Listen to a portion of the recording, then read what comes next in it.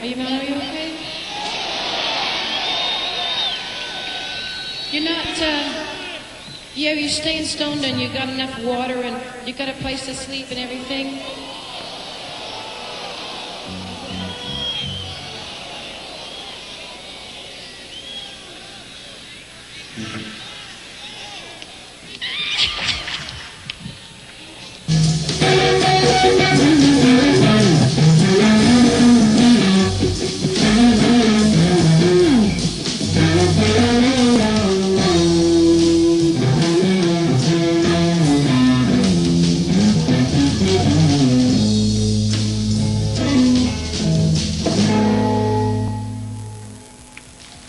Thank you. Ladies and gentlemen, Eddie Kramer.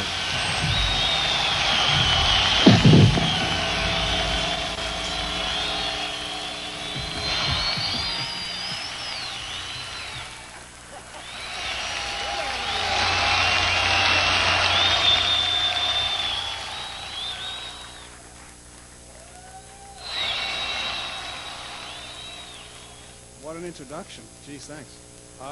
First of all, is there enough top end, bottom end, middle end, too much of any of all of the above on the big monitors? Good. Because when I was sitting back there, it sounded like... I guess that's how most recordings come out of full sound. Sorry, put on. Oh. Gotta get the party started right. When you're working with two cheapy VCRs at 2 o'clock in the morning, they come out like that. I'm sorry. All right. Good evening, ladies and gentlemen. I'm very pleased to be here at Full Sail, probably the finest school for audio in the country. Would you not agree?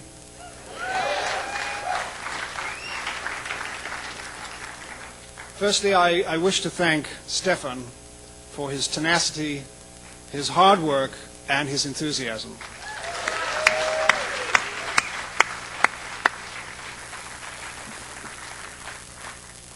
And the local chapter of the AES must also be thanked for their participation and understanding. Excuse the pops. I need a pop shield, please.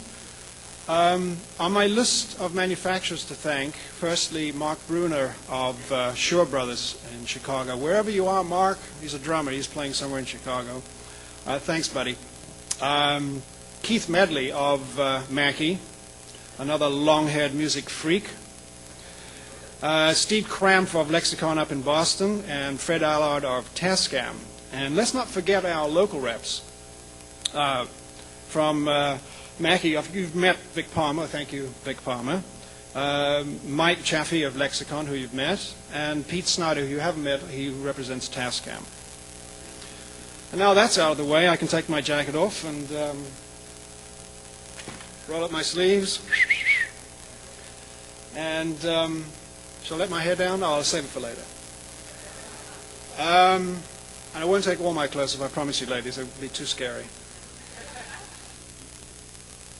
I'd like to try to impart something of what I've learned over the 30-odd years in this crazy business called the recording industry.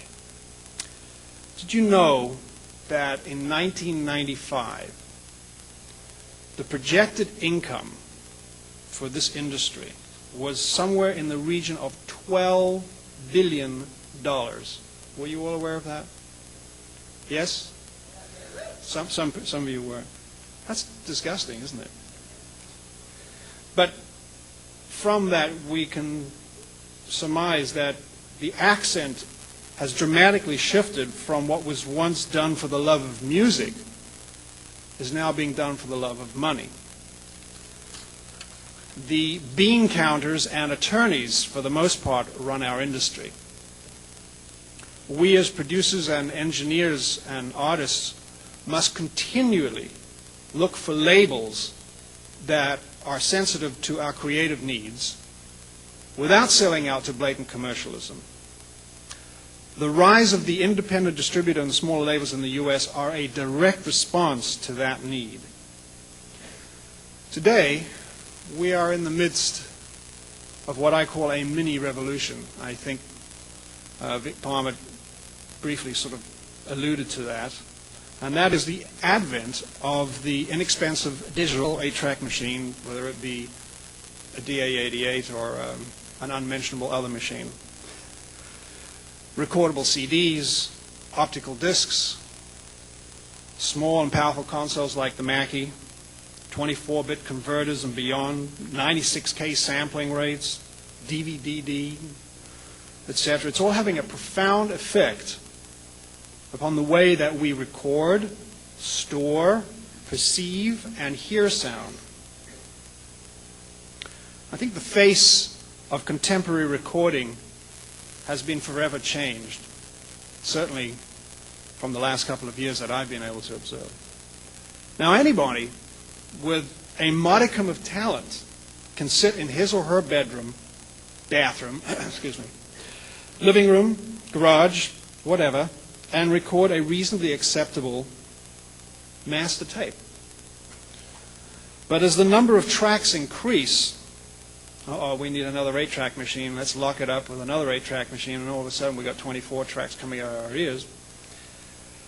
Our intrepid musician finds that things have gotten just a little bit out of hand.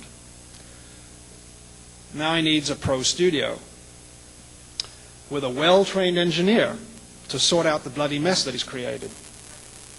And let's face it, folks, there is no substitute for the well-trained professional.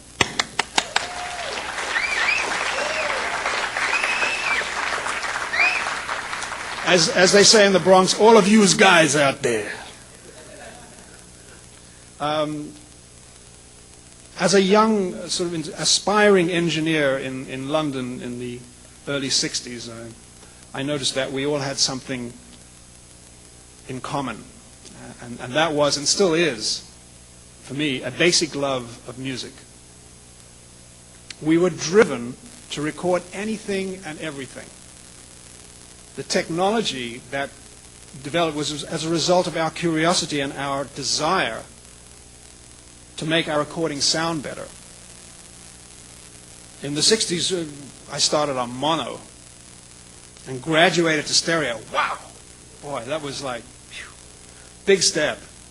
And then all of a sudden came 3-track. Wow. Man, 3 tracks, what you could do with 3 tracks. Left, center, right. Okay, you got it. Yep. And then 4-track, just to blow my mind even further. Oh, man, what do we do with 4-track? Okay, 2 stereos? No. Mono, mono, mono. Okay. I was fortunate enough to work with some of the great artists and engineers of the day. And we can get into this a little bit more at question and answer time. I'm sure you have some questions in regard to that. I was fortunate enough to grow up in a musical household, and I studied classical music from about the age of 5. Studied classical piano, and ended up at the South African College of Music. Yeah, that's where I was born, in South Africa, in Cape Town. And my parents made sure that I absorbed and appreciated all forms of music. I, on the other hand, made sure I listened to Elvis Presley, Little Richard, Charlie Parker, Thelonious Monk, etc., etc. My love for music has been a deep well of inspiration from which I've drawn much over the years. And surely one cannot survive some 30-odd years in this crazy business without a passion for music and an insatiable curiosity to figure out how the hell can I make it sound better. Which brings me to a question I'd like to ask of the audience. Why are we here at Full Sail? And I'll throw it out to the audience right now. Okay. Why are we here? Anybody know? Give me an answer, somebody. I know. What? Yeah, and what else? Okay. But there's a very practical, thank you, Mr. Stan, get out of my way, thank you. There's a very practical answer to my question. We're here at Full Sail to do what? What's our main purpose here? Learn what?